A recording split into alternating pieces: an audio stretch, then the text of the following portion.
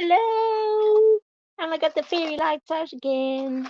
But you can only enjoy them for a second because they have to be moved because there's some oil painting happening today and it has a habit of getting everywhere. So we're going to move our decorations out of the way. So yeah, this is a so long to 2023 live stream because I think there might be one more Friday before the new year starts.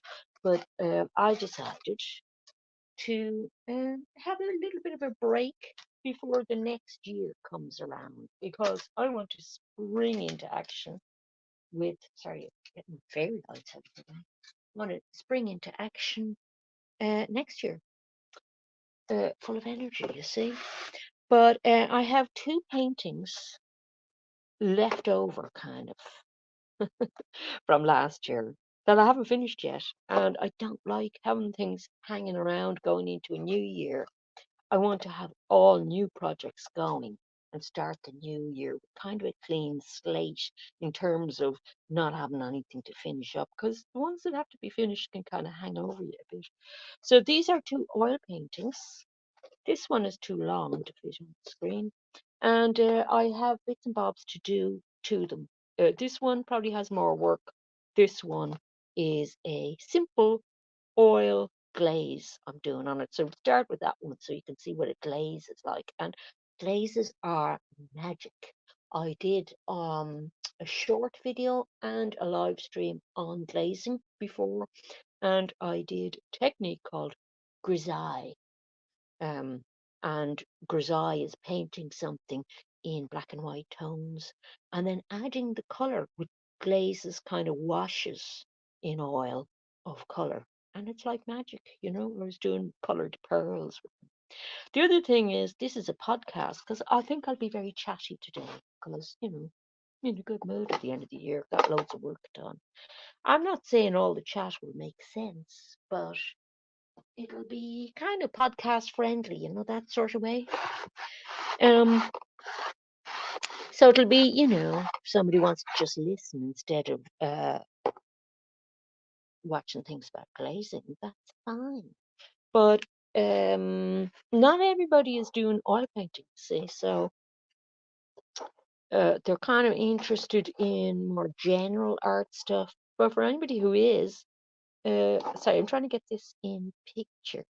Okay, so this painting we're looking at now is um, hello, is one done during, sorry, that's the other thing. For listeners, if anybody is listening to the podcast, you might hear me shouting hello in a manic kind of way every once in a while. That's because there's a chat, isn't there? And somebody might, you know, there might be people coming and going in the chat. So how about I say all my hellos? So it's not as shocking if somebody, because what I do with podcasts is I go for a walk and listen to them, you know. So I'm kind of hoping they're going to be semi-calm. But funny enough, I enjoy the ones that have a lot of ambience on them, that are very sort of action-filled ones where something's happening, because your mind makes up what's the visual image that goes with it, you see. So it gets very interesting. So here's what I'm doing on the first picture. I'm going to use, they have to be kind of transparent paints, right? So you have to know the difference between transparent oil paints and opaque. And burnt umber is fairly transparent, okay? So I have a little, I can't really, for the bigger painting, fit everything on the screen, but I probably can for this smaller one, fit a bit on. So I'm gonna get a little bit of burnt umber. And I work a lot with Van Dyke Brown, but I can't find my Van Dyke Brown. Don't know where the heck it is. So a burnt umber it is. It's not that far off. It's a slightly brighter color. But the important thing for us is that it's see-through. And I might be working with some greens and blues as well for this, because this picture is of a lake and it looks like an upside down picture the way I'm holding it, but it's reflections of trees in a lake. So you just see a thin line of trees at the top, and then most of the painting is about the reflection. And I didn't finish it earlier in the year because there's a kind of a bough down in the bottom right of a dead tree that's going into the front of the lake. And I just couldn't get the texture right on that. But I've decided now that I'm going to, I scraped it back. And I've decided now that I'm going to glaze it and then leave the glaze to dry and just see if there's anything else that immediately suggests itself as a solution. Well and good. But I couldn't get the bits of grass and things even on front of it to work in a way that I was satisfied with. So often doing a glaze transforms a piece and allows you to move on. So I have on my little glass palette, I have a couple of little containers, and one of the containers contains clean white spirits, which should really be terps, but again, I have problems getting terps sometimes. I'm going to put the lid on that for a second though. And the other thing that's going to be important is a lid of milk carton. No, really. I saved these because I use them for putting my medium in. And I'm using liquid, which is great as a glazing medium. And you can get that in tubes as well.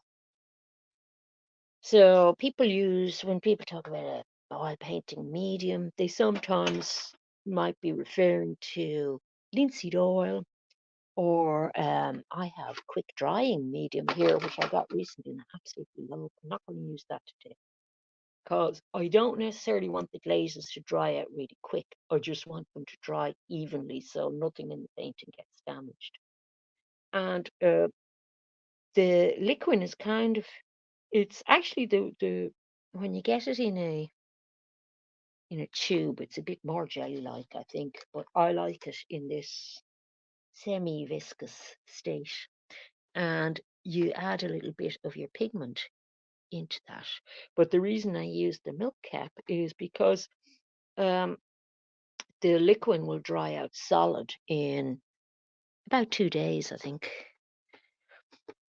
And why am I choosing a brown? So like it's still see-through on that glass palette. You can see what kind of how see-through it is, but you can make a thinner or a thicker glaze. So a darker or a lighter glaze, depending on how much pigment you have in or don't have in. So I'm making one that's light enough that I think I'll be able to see the underneath layers of the painting with. And I have a very soft brush. I wouldn't normally use this for oil painting, maybe underpainting, but I'm just putting a brown glaze all over it. And another thing that glaze does, now it's going to be a little bit shinier at the moment than when it dries, but another thing it'll do is bring out the beauty of the color that's there already in your painting.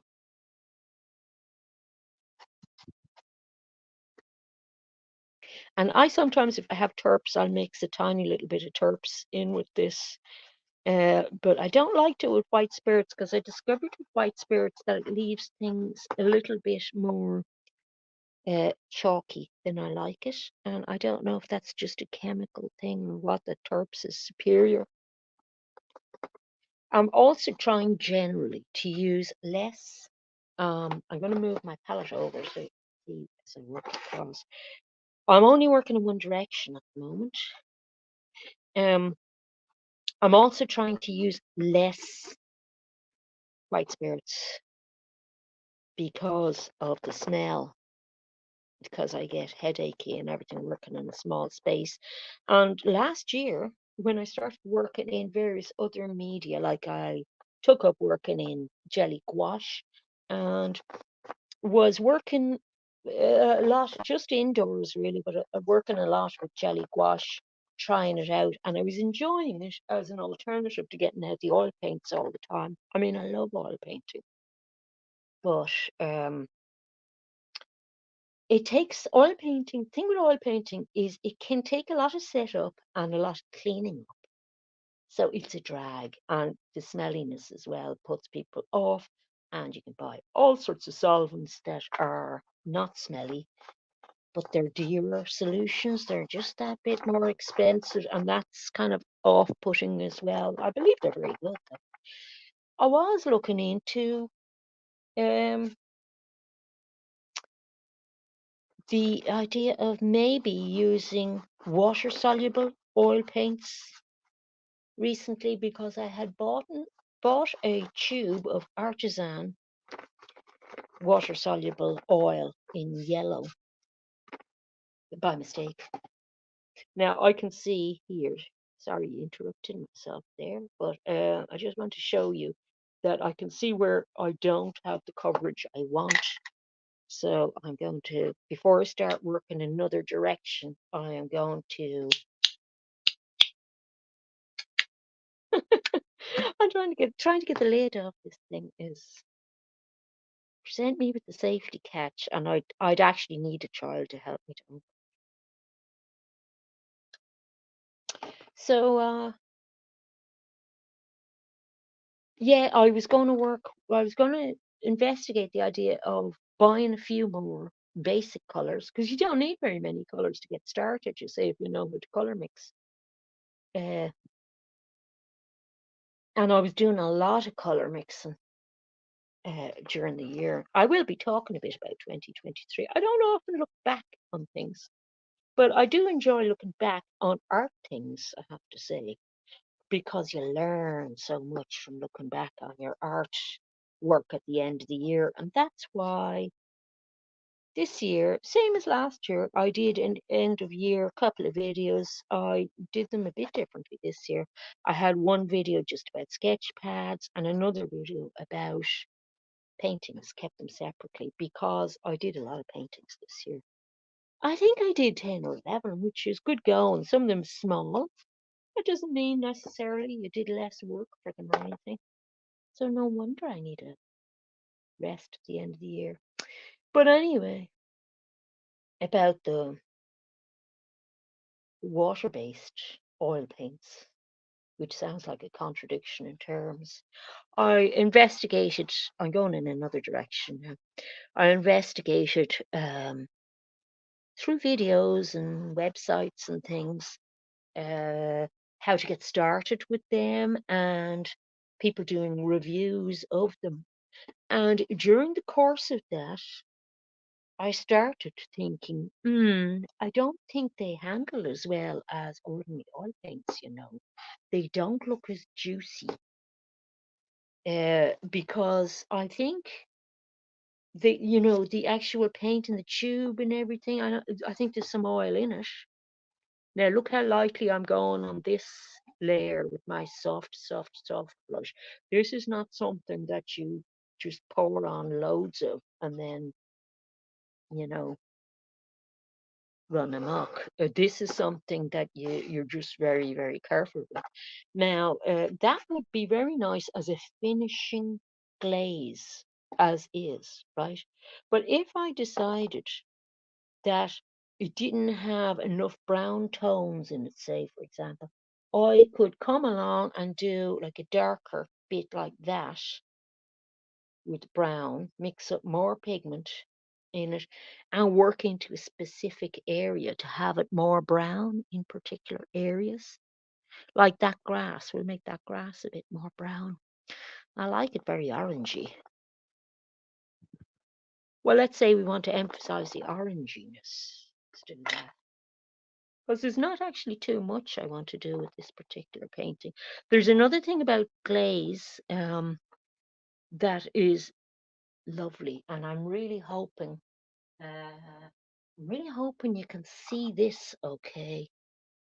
It sits, when you drag it, it sits into, if you have thick paint on and have made marks already, it sits just beautifully into the ridges of the marks that you've made. So somebody like Rembrandt painting can get really magical effects on hair and skin wrinkles and things like that.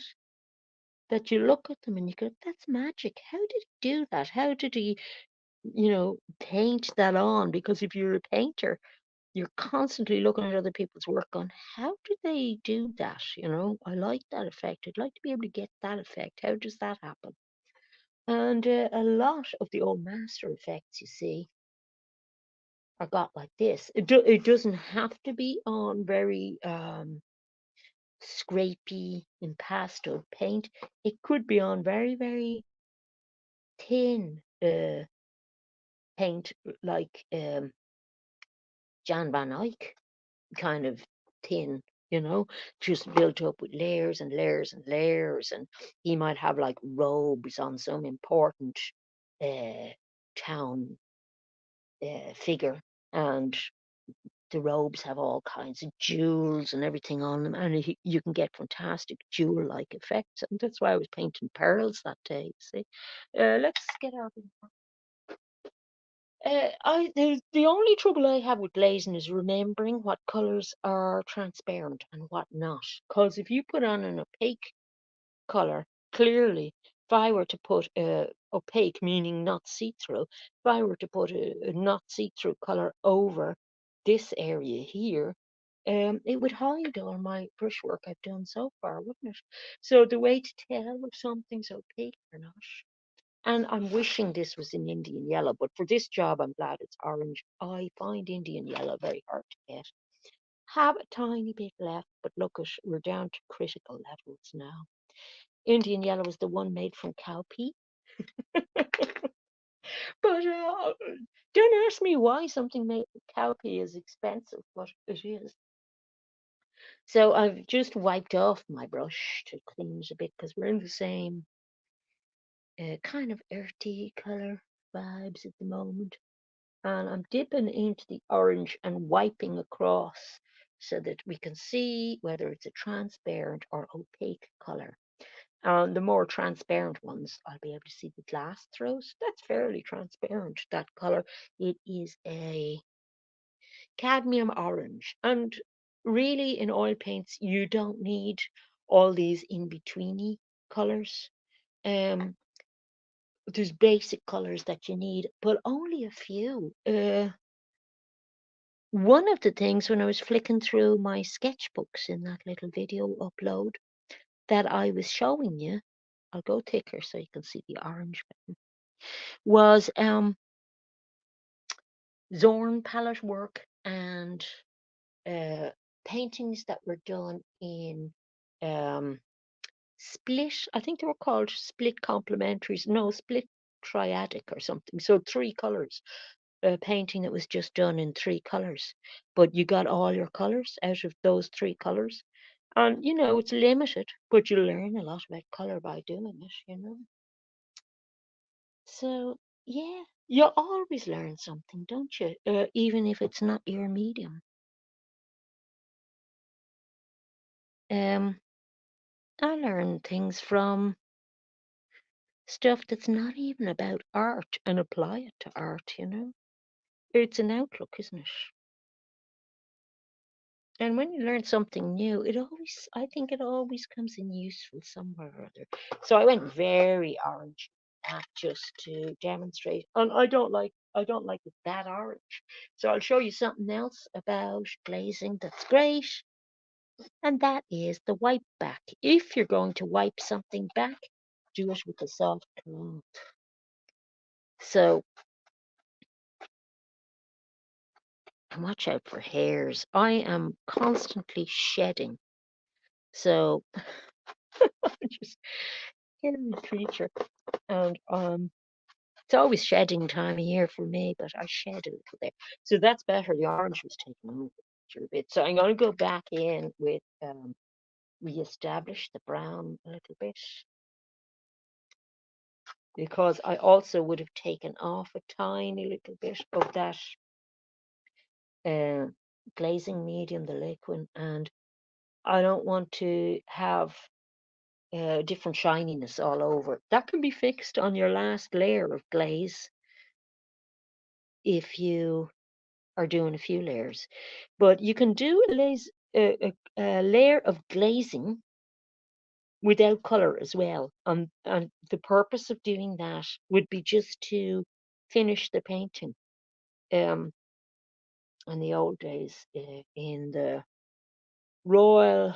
In Ireland, we have the Royal Hibernian Academy, but in the Royal Academy in London, which has been established for a very long time now, they always had a varnishing day, and the paintings were already hung at that stage, and artists went in to put a layer of varnish on them and meet prospective buyers and everything who'd be invited to this very behind the scenes, exclusive VIP type day, you know. But it's when you really made your paintings look um, exciting, because doing this, even now, I can see maybe better than you can. But sometimes these live streams don't come out great, especially straight afterwards when the video is processing.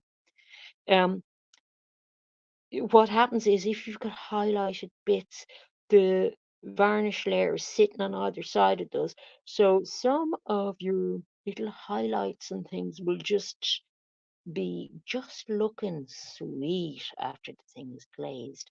So what you want to do with this, right? Say I haven't decided. I actually think I like it with just that glaze on it. I don't want to go into doing a blue. I thought I might have more blue and more green and things like that. I don't think so, though. I don't think I'm even going to go for more brown, because there's a lot of brown being picked up here. So at the moment, I'm kind of happy with leaving this painting like this. Um, without any more layers of glazes. But if you wanted to keep modifying colors, you modify it in different glazes, or mixing colors. Oops, I've just mixed colors where I didn't mean to do. I've wiped it in the palette. This is the problem when you're filming, you move everything to a really small space. I've got orange on the back of it now. Um, but if I was going to do it in separate layers of colors rather than mixing the colors together to make in-betweeny colors in a glaze, which is another option, I'd wait for that layer to dry before I go in with another glaze. So ideally, I would wait between glazes, just so that there's not too much moving around, shifting around with the colors. But when you're putting on the glaze that thin, really you can be your next glaze could go on the next day or the day after that. But what I'll do is I'll put this up in the easel and then put it under a spotlight or something tonight and in natural light tomorrow, and see how I feel about it, and decide if there's any other little bits need to be done with it. But I like it, actually. And I always like things after they've been glazed, because it takes that dead chalky look off things and brings out that beautiful kind of wet, juicy look out of oil paints. It's so gorgeous. So I'm happy with that. But one thing I'd say to you, if you're glazing, be very careful of dust. So another trick I do is, when I put that up on my easel, if I'm leaving it out overnight, um, I might hang a bit of old sheet or something over it just until that layer glaze is dry. But I think that's it for that painting. So we'll move on to the other one. There's one finished. We're getting closer to end of year, everything finished vibe. This next one is going to be tricky. I haven't said that, because um this has gone through stages. Stages of being very happy about things that are happening, and stages not so happy. And I'm not sure if I even like the placement of this tree, but I feel like I should be able to make it work, because the tree is it's important in the painting as well. But I'm going to start with glaze. And then afterwards, the other thing about glaze is, you could paint over glaze if you want. So there's nothing to say that a painting has to be almost finished before you're glazing it, you see. So I could come along, and I'm going to leave my orange and try and find a yellow. My Indian yellow is the only thing I have that could do this well. But it's going to take me 5 minutes to get it out of the tube at least. Because this is one of the few transparent yellows I have. Oh, this is the cowpea one. When you see the color, you'll see kind of, oh yeah, I can see how. I'm sure there's something else in it other than cowpea. But usually paints are actually pretty simple because they're usually pigments, which are dry pigments from quite often natural sources like cowpea or pigments found in the ground. Look, we do have a bit. Oh, look at that cowpea. It's bubbling for our podcast listeners. I'm a bit giddy at the end of the year. It's my end of year giddy. You wouldn't see me that giddy if it wasn't such a good year. Ooh, look at all that lovely colour. So I might invest if I can source any Indian yellow. I might invest in some more next year. So our precious cowpea is now ready. And what I'm going to do for this is I'm going to run this little bit cowpea all over. Yeah, yellow. I don't have many yellows that are transparent, you see. Because when you think about it, if you put out a chrome yellow or a cadmium yellow, I don't know who's chrome yellow. I don't know. I'm always forgetting, as I say. I'm putting my liquid straight onto the palette now. And unfortunately, something that will put a stop to my giddiness would be this thought. Unfortunately, I have to. I was looking for. I said, "Oh, I might have a glass palette that's already I've started to use. I'll just use that again." And I went looking, and I looked at it and went, "Oh no! All the paints on that. It's been a few weeks. All the paints on that will rock hard, so that palette will have to be cleaned. So I'll have two palettes to clean after this. This palette probably be wiped down because with a scraper because that liquid dries so fast. You see." Ooh, look at this. Look at how much more yellowy it is. And I actually am going a couple of directions there. In theory, I should be going kind of down and then across on the next. But I'm not wanting to go up near the mountains too much with that color. I'm thinking maybe just do things differently. But see, the reason for going all the way up is a good reason. Even if you don't want those mountains, if you wanted those mountains to stay bluey, right, instead of yellowy, you would say, okay, I'm not going up there with my cowpea Indian yellow. That makes sense. Yeah, it does. But uh, if I went all the way up there in the yellow, the unifying thing of having a yellow over every other color helps get the painting to look very like you really meant to do it that way, like it does unify the whole painting. However, I think I used a lot of Indian yellow in this painting because I can't remember if this is one of my paintings that I did it with what I was calling a restricted palette. Was it restricted? Something like that I was calling it. I can't remember. Was it, what do you call it when you only use a few colours? And you mix up all your colours from those. Yeah, it was one of those because I was getting a lot of the lovely neutral tones from that. So what using a restricted palette does for you to mix colours is um, you've got nearly every colour uh, in every colour you mixed, if you see what I mean. So in those mountains, a lot of the grey was made by leftover oil paints that were mixes from other oil paints that I had mixed up colours for matching colours for fields and things like that, or the forest there. And You know the way at the end of a day's painting, if you're oil painting, you probably have, little lumps of bits of things that are very like uh, a dirty mix of colors that they've got. They're kind of infected with other colors. But it's a pity to waste them because oil paint is dear apart from anything else and it doesn't dry fast. So you want to save things. And they're perfect. I only found this out last year. They're perfect to save because if you mix a little bit of those leftover colors, you mix all your leftovers together and you end up with a neutral color. And I have various live streams about this as well, working with neutrals. And that has changed my painting fairly radically this year. It was like a big breakthrough.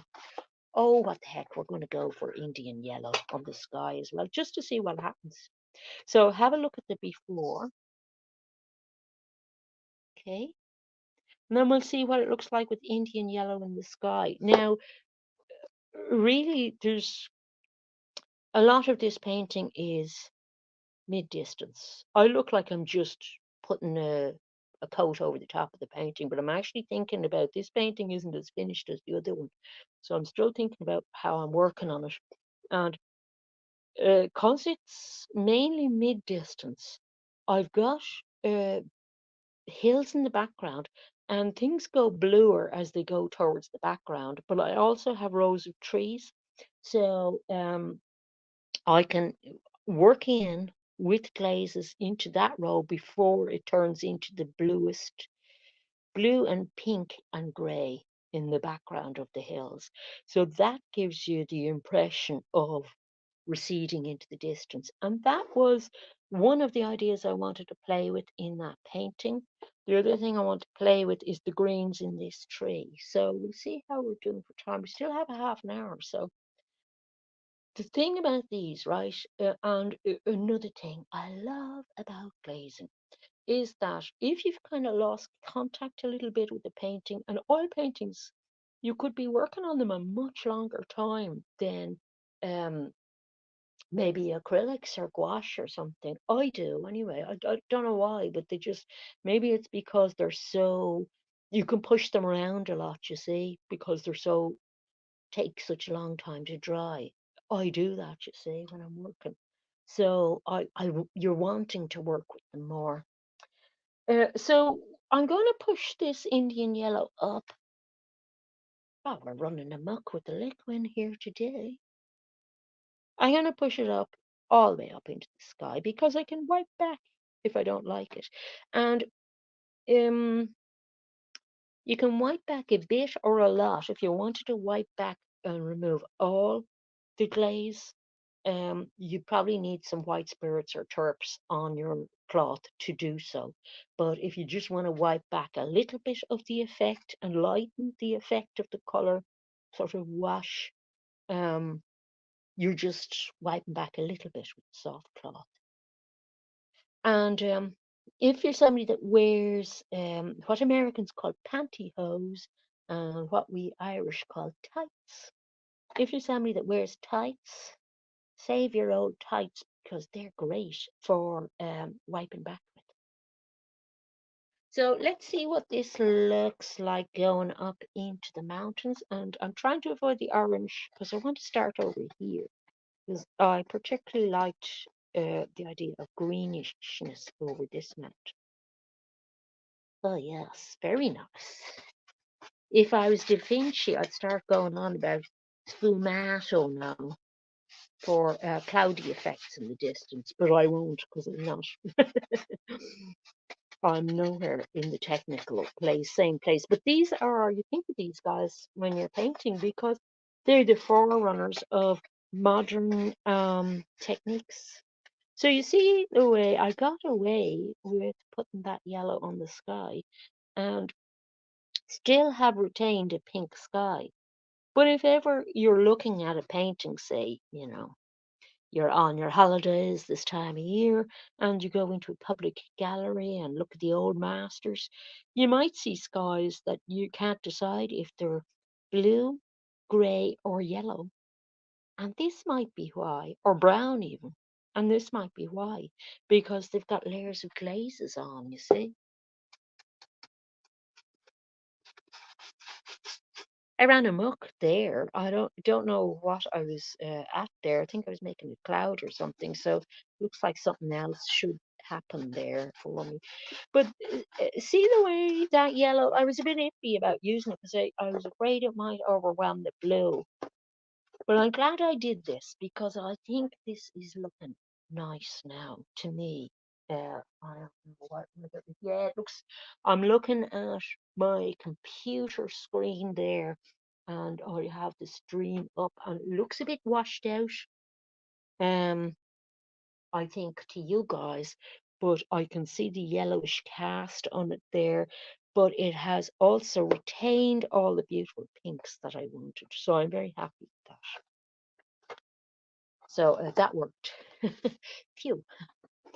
And as I say, if you decided it wasn't working at all, you get your soft cloth and a little bit of turps or white spirits and lift completely. Now, I had trouble with one of my paintings during the summer that I really enjoyed painting. It was an impasto one and it was very experimental of a rainbow with uh, raining and sunshine effects in it and some sort of abstracted elements in it, but it was kind of figurative, but it was very heavy paint on it and I had great fun glazing it afterwards for those kind of reasons about the way the glaze was sitting into ridges and things that I really enjoyed. And in fact, I'm going to play with that a bit here and now so that you can see how it affects ridges. And we're going to get a smaller brush to do that. And again, it's a soft one. So this would not be typically the sort of brush you'd use for oil painting. Typically for oil painting, you're using something hug fitch or something thick because uh, you don't want a floppy brush when you're working with a thick, juicy medium like oil paints. But this is glazing we're doing, you see. So now I'm going to get another color out here that's a lovely glazy color. Um, so yeah, I glazed that painting, and although I enjoyed working on all the impastoed bits, um, it turned out a bit darker than I wanted it to, and some of the glazes had dried. So um, that's very hard to recover without, starting to paint in again once they're dry. Um, so you need to watch that. I'm looking for a particular green, which is, oh no, that's too large. Also beautiful green, not the right green. There's the green I'm looking for. That's one of my favorite greens from glazing, sap green. So yeah, there are glazes you can get. There are varnishes basically. The glaze is a kind of a varnish. There are varnishes you can get, but they're kind of varnishes for after your painting is finished, and they can be removable because paintings, obviously, if they're around for a long time, say they were in a smoky room or something like that, they're going to discolor. And the varnishes are designed to be able to be cleaned off, and you put you give it to an expert obviously, but you get new varnish on there. So I'm going to mix two colors in this glaze, and one of them is going to be sap green, and the other one I'm going to do something a bit daring here. I could do this in different layers, but I just want to show you that you can also do a glaze in the same layer if you want. And uh, the daring thing is adding a cobalt violet to the sap green before I glaze. So if you know how a color is going to turn out on your painting, well, that would be when you would use the two colors together. And I actually put out too much of that cobalt violet. So that's why at the end of the day, if you come along with a palette knife, scrape everything up together, or just, if you think you're going to be getting back to that painting, which I probably will be with this one, um, because I still have a bit to go before the end of the year to get it finished. Um, you can just cover with cling film. I don't know what you call it, saran wrap or cling film, um, and save it, and it'll be okay for maybe up to a week. Depends on where you live, what time of year it is, etc. But otherwise, if it's something you've got lots of varnish in and you know it's going to dry fast, you can scoop it up, make a big pile of it, and then put that in a bit of tin foil or a little tin or something like that, waterproof or airproof, really, and save it. Okay, so I got a little bit of violet in my sap green, and violet is a very good kind of supplementary color as well. And I think I'll show you that on like a little paper. Just put it on. I don't know what I'm going to do without you guys next Friday, because you are the only reason that I clean up my. See that color? Isn't that nice? It's a sap green, but it's actually not mixed totally well. It's my soft brush, but there, that's better. It's sap green, but the violet makes it go a browny color as well. It's beautiful. Um, yeah, you guys are the reason I keep this table anyway clean. It would be in a dreadful state if I didn't have to do a live stream on it every week. I think it's because I use so many different. Gonna get another very exciting color out now in a minute. It's because I use so many different medium. Like, we could be doing watercolors one day and oil paints another day. Because I like jumping around a bit to keep myself fresh, doing different things. So you can see some of the depth of the green color coming out there, because it was very green already. So putting the brown glaze over it was grand. But I can actually do more work before that glaze dries. So what I said earlier about letting it dry between glazes, not really a hard and fast rule. The size of this brush is annoying me though. It's a little bit too small for what I'm doing. So I'm actually going in there with those that last mix of cobalt violet and sap green to pump up some of the really darkest areas in the painting. But I'm also going to get some viridian green involved in a second. And viridian green is one of those colors you want to be a bit careful with. But I knew I didn't have to be too careful with the cobalt violet, which is um, very definite color as well. That you want to know what you're doing, because I knew that I was going for very dark. So that'll, I'm already working on very dark areas. So I've got a lot of viridian in that. And did I use black at all in that painting? See, I might not have. I might have gotten the black. I don't know. I can't remember, to be honest with you, whether there was an actual black involved or not. I think there was. But I was getting a lot of the darks from other colors, because you sometimes get a more exciting black if you're working close to black rather than black.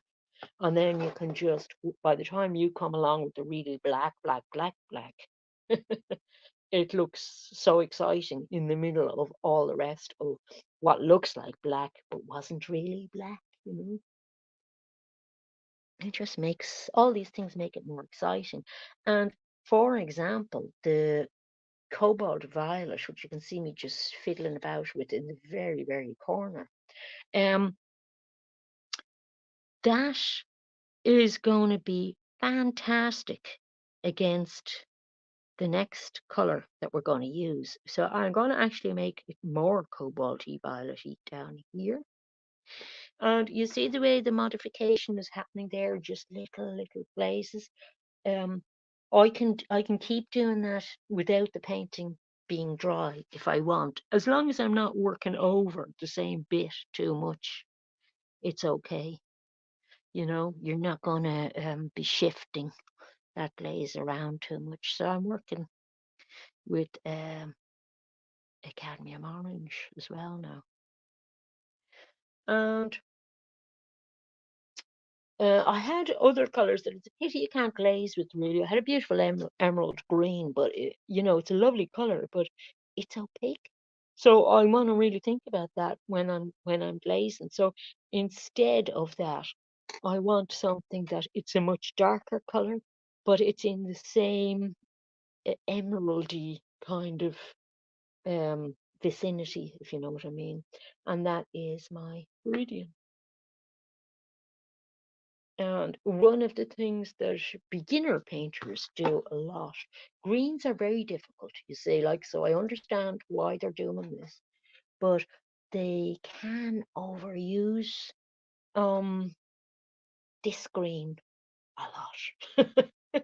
That green gets so overused because I think what happens, and I think it's lovely really, because it's somebody getting excited about painting, which is always, I love that. They sort of go, when they see Viridian green, they go, oh wow, what an amazing in your face color. And of course you're gonna love in your face wow colors when you start, you see. But you actually become, as you become better at seeing, as you keep painting, you start seeing all the beautiful in-betweeny colors as well and get really into those. So typically they'd start with Viridian but be terribly disappointed that Viridian is so see-through. It is in acrylic as well, it's quite see-through. And then they get their chrome or cadmium yellow involved, and they go, oh wow, I got this really bright, kind of like this bright green. And then they run amok with that. And then they find out that if you add more of your Viridian green than you do yellow, that you can get different shades of green. So they play with that then for ages, and get very enthusiastic about that. But to move out past that into, appreciating slightly more subtle colors can take a little while, you see. So this is why you see a lot of beginner painters um, doing very, very bright colored paintings. The other thing is they might be taking stuff. Now I want to be watching what I'm doing, because I'll be doing a very, very dark painting if I'm not careful. But to move out of that into kind of all the other um, shades can take ages. So it's very understandable that people go through that stage. Now, this bit here, uh, I think instead of glazes, I'm not quite sure what I need to do there, because uh, I might do the kind of color that I give out about, but in a glaze, if that was a mixed up, um, if that was mixed up thicker, and you didn't see the white paper through it, that would be the kind of color. That green, zoomy green, would be kind of color I'm talking about. The reason I'm saying greens are terribly hard to use, and because I'm doing landscape a lot, I'm finding this, and I'm only in the poor place still doing landscapes compared to some people, but um, the reason they're so tricky, greens, is that if you're trying to lighten a color and you add white, you are going to make the color more milky looking, and less zoomy. And sometimes you look at a field of grass, and there's a video for this one, and it was a very, very beautiful sunny day, but parts of the field were a very intense green. You're not going to get that intensity with white. So you're really you're really working with just the yellow and the whatever green you've chosen to mix with to get the correct shade of green. But the problem can be that some greens are see-through. So that creates another problem because people kind of go, oh, I can kind of see the canvas through it, or I could see my drawing through it, and it's not pleasant to look at, you know. So you can get all these kind of issues come up because of that, that you kind of have to um, get better at, just at handling to be, or there's no kind of like, this is how you do it, that always solves it every single time. See, I'm going a bit too dark there. So what I'm going to have to do is work back into this. And that's good that I have to, because I did want to show you that technique. Um, Now, these are the non-transparent colors, okay? The non-transparent yellows. So if I were to mix a cadmium yellow,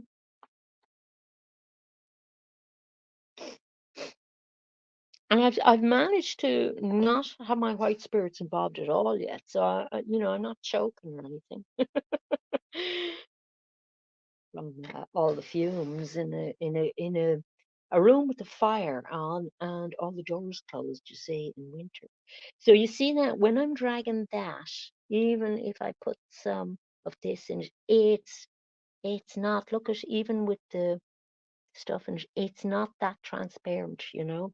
It's a lot more opaque. So that's one of the big lessons you learn in painting, definitely in oil painting, difference between transparent and opaque. But I'm gonna get a sort of a better oil painting brush out for just tipping in some things, because the last thing with glazes that's terrific is, and this is, I haven't been working in what I was calling grisaille at all. So if you want to see the grisaille glazing technique for working on top of black and white things, go back into this year's live streams and have a look for one that says a live stream, a Friday live, that says glazing on it. So this is the beginner's green, we'll call this, just for the laugh.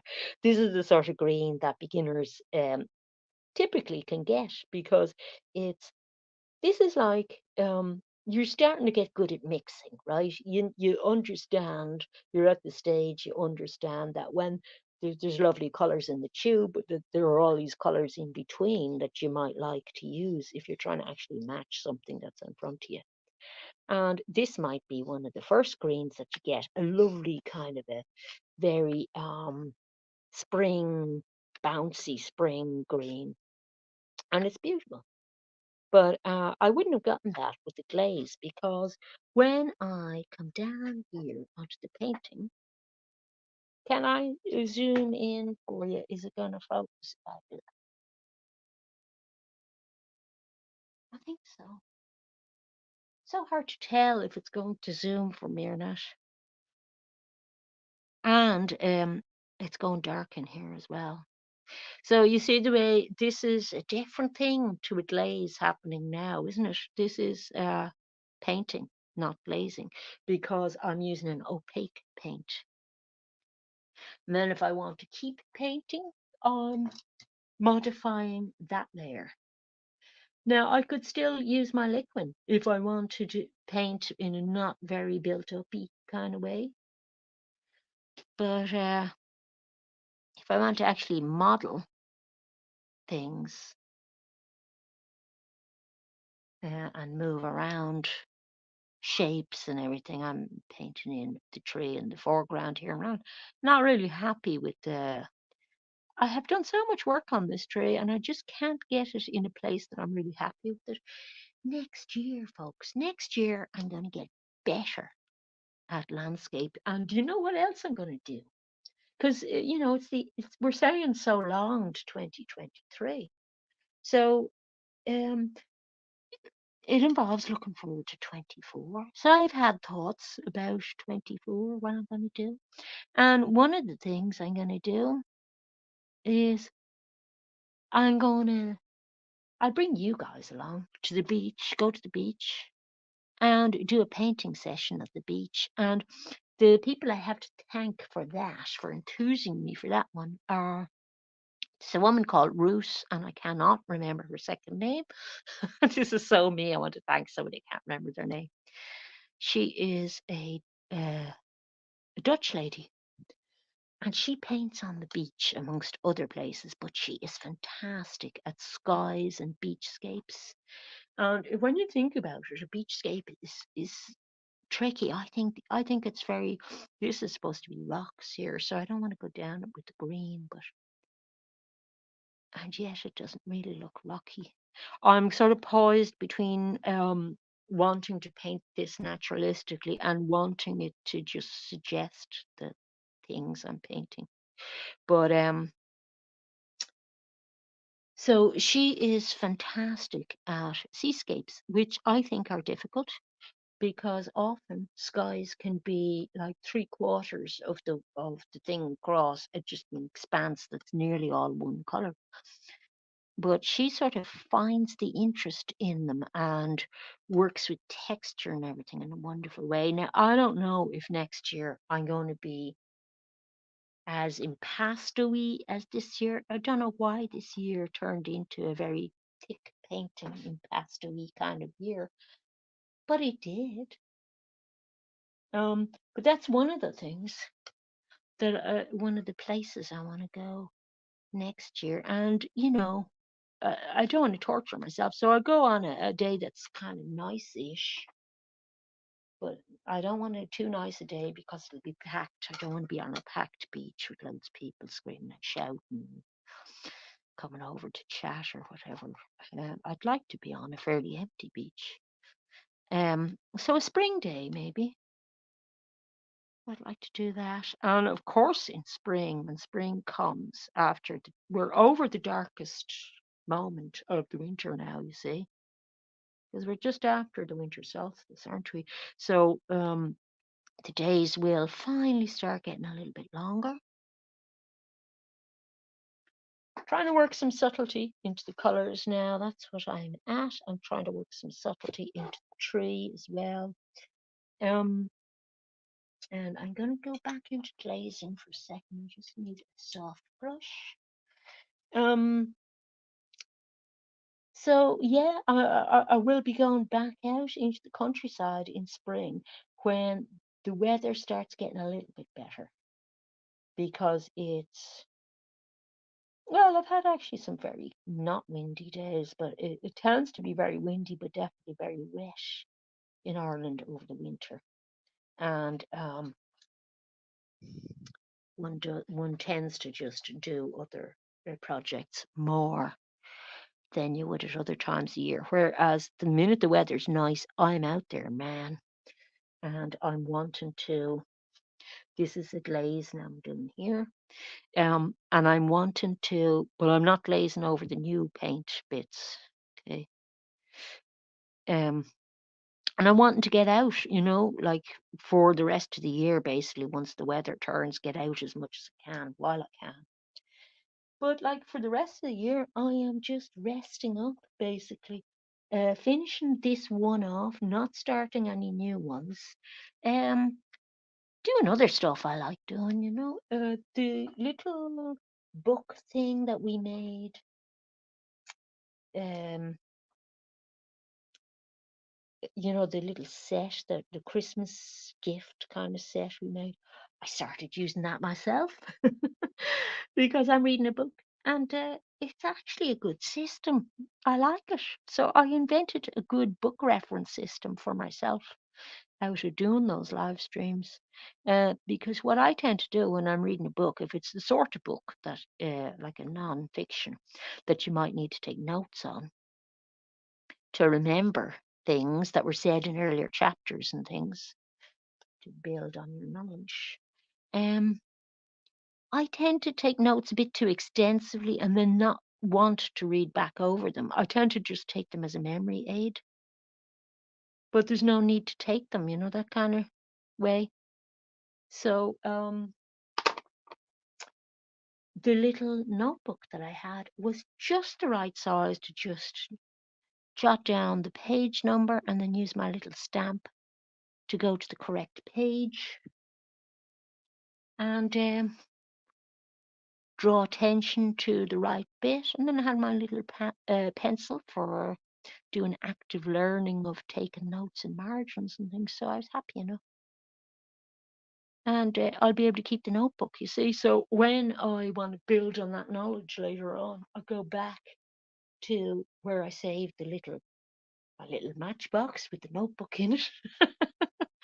And I know what year I read the book and everything, so I have it there and I can keep adding to that collection, but it's not taking up loads of space around, so I liked that system.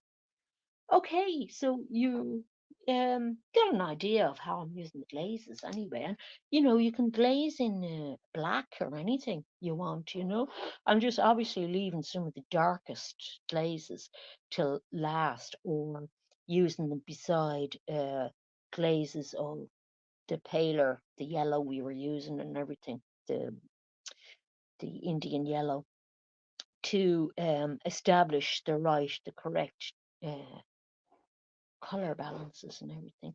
So I will continue to work away on that, but it's going to be a little bit of painting, a little bit more glazing. And I think a lot of the work in this is going to go into trying to get the structure and color in that tree working because the tree is so central in the painting, see? So that's this bit is going to be fun to do more work on because I'm enjoying that bit. I think that's working quite nicely, that bit. But yeah, get that finished before the end of the year to be ready for all the adventures next year, you see. And I hope you have lots of adventures planned for next year, or are just, just looking forward to it and seeing what happens, and that you have an enjoyable rest of the year. So um next Friday, then don't look out for, I forget what date next Friday is, but I think it's before the end of the year. I am not going to be on as usual on next Friday, but I will be back the Friday afterwards, after me holidays. So if you are on holidays at this time of year, good on you and enjoy it. And if not, don't work too hard. And I'll see you in 2024. Bye.